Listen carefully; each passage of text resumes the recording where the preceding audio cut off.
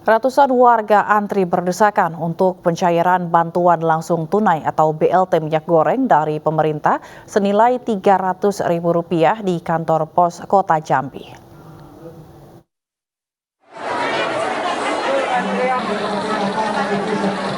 Ratusan warga memadati kantor pos di kawasan Pasar Kota Jambi untuk mencairkan BLT minyak goreng dari pemerintah melalui Kementerian Sosial. Warga rela berdesakan dengan membawa berkas pencairan seperti KTP dan kartu keluarga. Untuk mencegah warga saling berebut, pihak kantor pos menyiapkan nomor antrian bagi warga kurang mampu yang mendapatkan BLT senilai Rp300.000. Dari pagi, dari jam 11. Untuk penerimaan dapat nomor 612. Kan ini untuk beli beras, untuk minyak goreng, sama beras.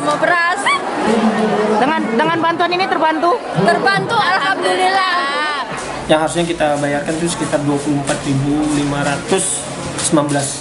Untuk syarat pengambilannya? Syarat pengambilannya itu menggunakan KTP dan KK. Sebanyak 24.519 orang warga Kota Jambi mendapatkan BLT dari pemerintah yang disalurkan secara bertahap sejak 3 hari terakhir. Dari Kota Jambi, Adrianus Susandra, iNews melaporkan. Ribuan warga juga memadati lokasi penyaluran bantuan langsung tunai sebesar Rp300.000 di Pematang Siantar, Sumatera Utara.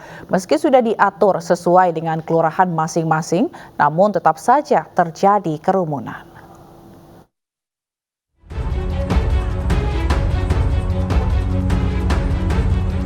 Petugas Satpol PP sempat kewalahan mengatur ribuan warga yang sudah antre di lapangan Haji Adam Malik, Kota Pematang Siantar, Sumatera Utara untuk mencairkan bantuan langsung tunai.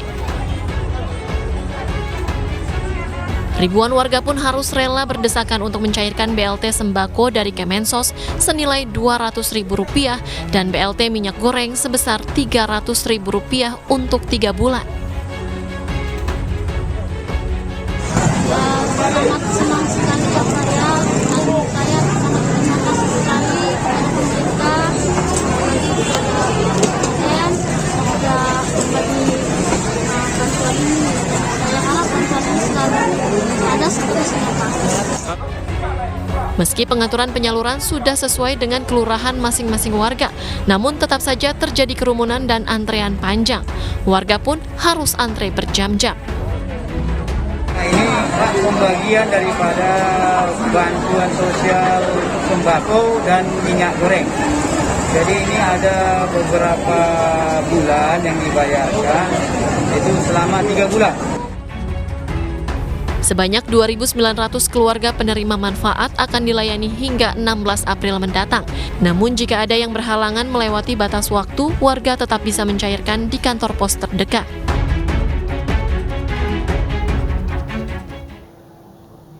Aksi unjuk rasa yang digelar mahasiswa di kantor Gubernur Lampung sempat ricuh.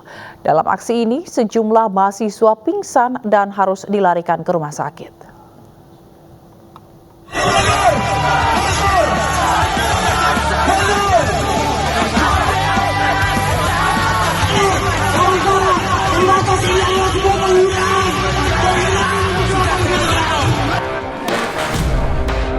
Massa yang tergabung dalam gerakan Aliansi Lampung memanggil mencoba menembus kawat berduri di depan kantor Gubernur Lampung. Mereka ingin beraudiensi langsung dengan gubernur tanpa ada perwakilan. Akibatnya, sejumlah mahasiswa pingsan dan harus dilarikan ke rumah sakit. Upaya ini pun membuahkan hasil. Mahasiswa diperbolehkan masuk ke halaman kantor gubernur. Mahasiswa yang masuk diterima langsung oleh Gubernur Lampung. Dalam aksi hari ini, ada 7 tuntutan yang disuarakan mahasiswa. Di antaranya adalah menolak kenaikan harga BBM, menjamin stabilitas harga kebutuhan pokok, hingga mencabut Undang-Undang Cipta Kerja. Dari Bandar Lampung, Andreas Afandi, iNews melaporkan.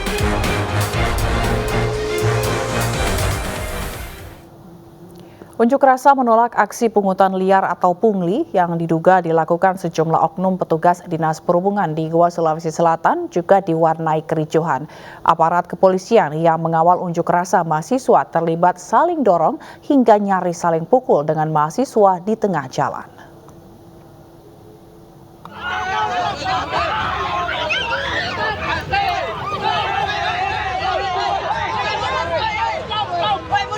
Kericuan saat unjuk rasa ini terjadi saat puluhan mahasiswa Gerak Misi berunjuk rasa di depan kantor Dinas Perhubungan Kabupaten Goa, Sulawesi Selatan.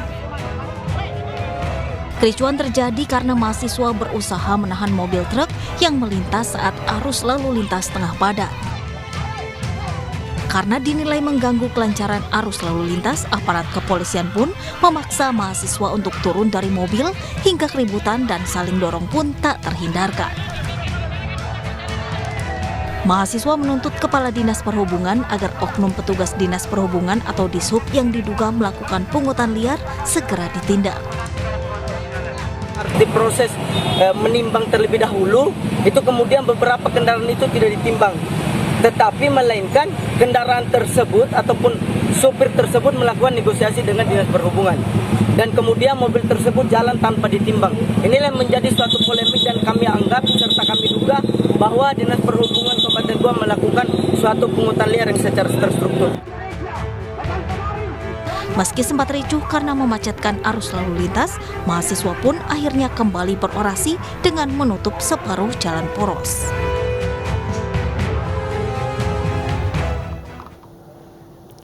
Puluhan mahasiswa juga menggelar aksi demonstrasi di depan kantor Gubernur Bali. Pengamanan aksi unjuk rasa turut melibatkan pengamanan adat atau pecalang.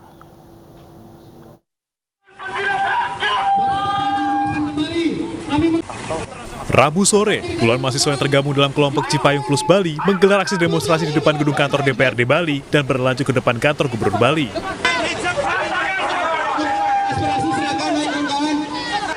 Dalam aksinya, para pendemo menolak kenaikan harga minyak goreng serta kenaikan harga BBM.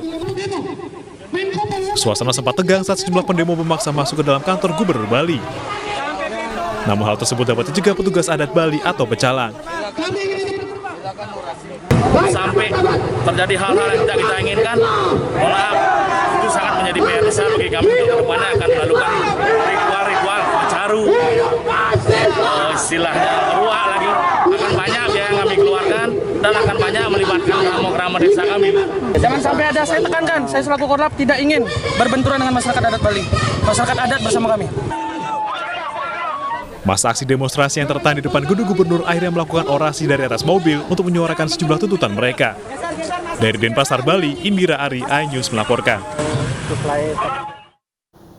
Polda Metro Jaya menangkap tersangka pemukul pertama pegiat media sosial Ade Armando di sebuah pondok pesantren di wilayah Serpong, Tangerang, Banten. Polisi juga mengumumkan satu tersangka baru dalam kasus pengeroyokan Ade Armando yang diduga melakukan provokasi.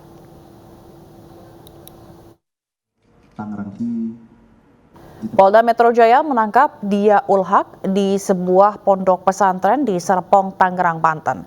Tersangka merupakan pemukul pertama Ade Armando dalam pengeroyokan yang terjadi saat demo 11 April di depan gedung DPR MPR.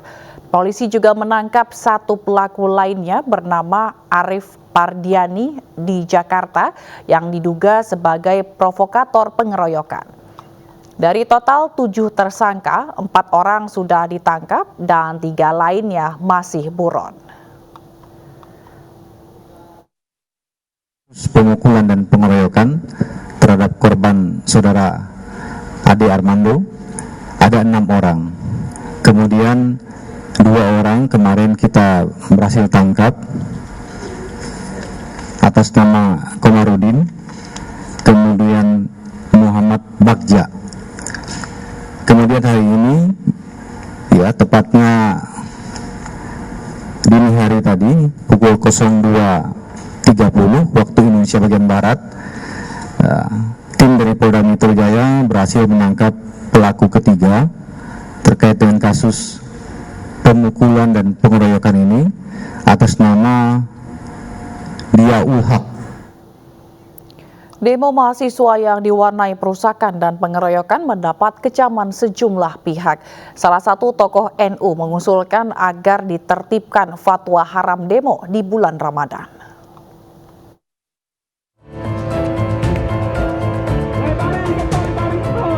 Unjuk rasa 11 April lalu yang digelar saat bulan Ramadan telah mengakibatkan sejumlah dampak. Di antaranya muncul dugaan bahwa aksi ditunggangi kelompok tertentu. Salah satunya adalah pengeroyokan terhadap Ade Armando, anggota polisi, serta perusakan fasilitas umum seperti pos polisi Pejompongan. Akhirnya muncul wacana untuk membuat fatwa demo diharamkan saat puasa Ramadan. Wacana tersebut muncul dari Wakil Khatib Syuriah Pengurus Wilayah NU DKI Jakarta, Taufik Damas, yang mengusulkan agar ditertibkan fatwa haram berdemo di bulan Ramadan. Menurut Taufik, saat berdemo banyak orang yang mudah meluapkan kemarahan yang tidak perlu sehingga rentan perselisihan.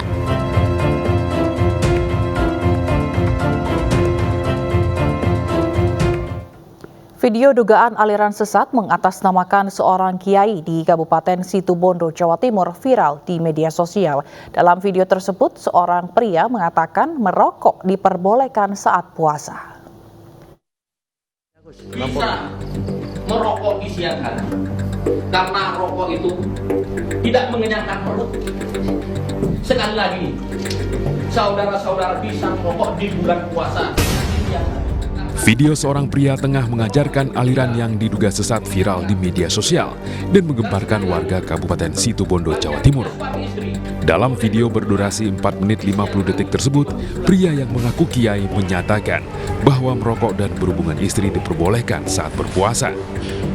Atas beredarnya video tersebut, GP Ansor Situbondo melaporkan penggugah ke polisi atas dugaan ujaran kebencian.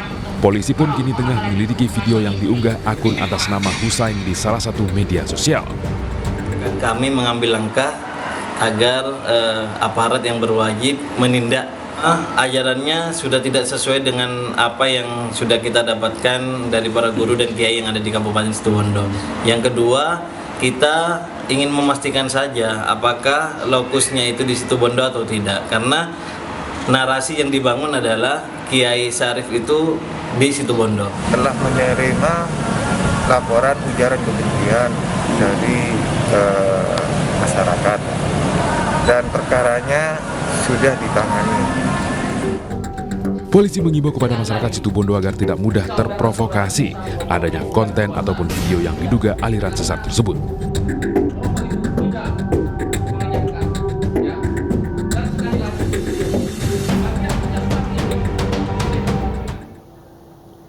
Korban gagal bayar Koperasi Simpan Pinjam Indosurya Cipta menuntut kesamaan penanganan Indosurya dengan kasus Indra Kents yang cepat tuntas.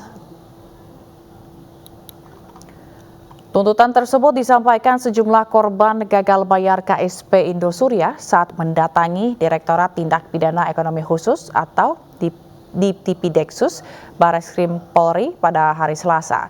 Korban didampingi kuasa hukum mereka dari LQ Indonesia Law Firm pimpinan Alvin Lim. Korban menilai penanganan kasus KSP Indosurya jalan di tempat, bahkan mengarah ke mandek. Berbeda dengan yang melibatkan figur publik seperti kasus binomo Indra Kents yang dinilai begitu cepat penanganannya.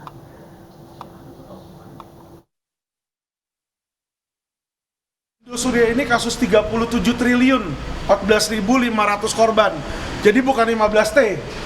Jadi kasus-kasus kecil yang dinaikin oleh Mabes seperti Indra Kents yang kasus cuma ya puluhan miliar lah di situ ya. Yang seolah-olah di blow up sehingga ada prestasi. Padahal kasus-kasus besar ini.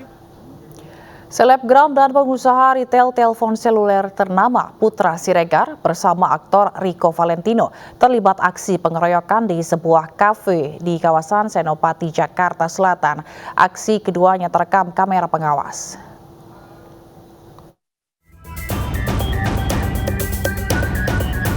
Inilah peristiwa pengeroyokan di sebuah kafe di kawasan Senopati, Jakarta Selatan yang diduga melibatkan pengusaha retail telepon seluler ternama Putra Siregar bersama aktor Rico Valentino Maret lalu. Korban diketahui seorang pemuda bernama Nur Alamsyah yang mengalami dugaan penganiayaan oleh Putra Siregar dan Rico Valentino. Upaya damai yang ingin dilakukan korban tak digubris oleh kedua pelaku. Setelah dilaporkan ke Polres Metro Jakarta Selatan, Putra Siregar dan Rico Valentino ditetapkan sebagai tersangka. Kemudian peristiwa ini dipicu karena ada salah satu kawan perempuan yang ada di kelompok RV dan PS ini kemudian mendatangi ke mejanya korban MNA. Entah apa yang dibicarakan, ya ini dalam proses penyidikan yang kami lakukan.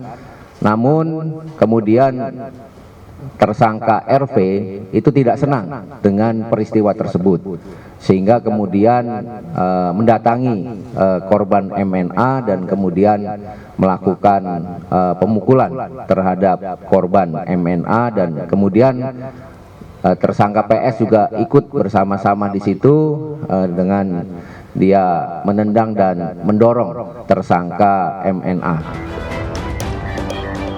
Polisi menahan Putra Siregar dan Rico Valentino selama 20 hari ke depan.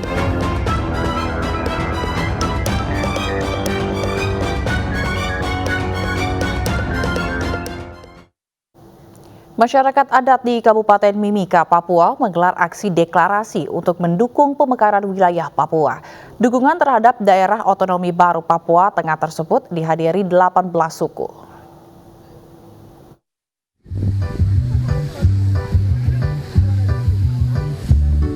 Ratusan warga di Kabupaten Mimika, Papua menggelar dukungan untuk terbentuknya daerah otonomi baru Papua Tengah dan pemekaran wilayah Papua. Aksi yang dihadiri 18 suku ini bergerak dari pusat kota Mimika menuju kantor bupati. Warga juga mendeklarasikan dukungan upaya penyelesaian konflik di Papua secara bermartabat dan mendukung implementasi Undang-Undang Otonomi Khusus untuk Papua. Memang saya masih pegang orang tua saya pernah mengatakan, orang tua saya pernah bermimpi bahwa suatu kelak di Mimika itu akan menjadi dan ini salah satu terwujud. Dan orang tua saya, mimpi orang tua saya, Mimika kelak harus menjadi seperti ini, tidak harus menjadi kabupaten. Bagaimana bersuara harus menjadi kabupaten, harus menjadi provinsi. Mimika yang ada di Mimika ini, semua masyarakat yang sudah tergabung di dalam Bhinneka Tunggal Ika bersatu. Berbagai jenis suku yang ada di Timika ini menerima dan menyetujui ibu kota provinsi Papua Tengah.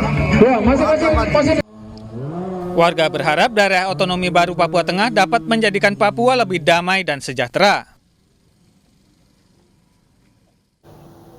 Rusia rilis video tentara Ukraina menyerah di Mariupol. Informasi akan kami hadirkan sesaat lagi.